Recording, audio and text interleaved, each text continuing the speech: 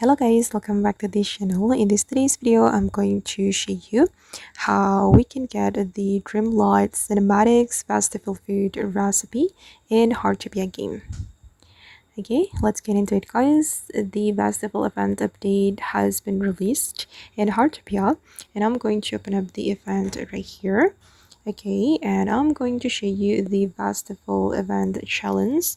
And for the cooking challenge, we need to purchase any Dreamlight Cinematic a festival food recipe at Masimo's cooking store. So if you want to get the recipe, you can go to Masimo. He's right here.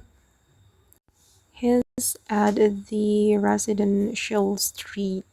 Okay, you can track him and you can visit his store guys to get the recipe.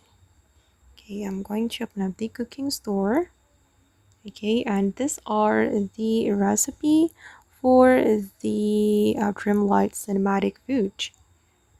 Okay, and you can buy the ingredients as well, and I've already purchased all the recipes.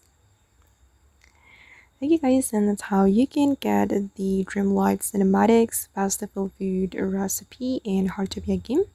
I hope this video will be useful for you. Thank you so much for watching and bye!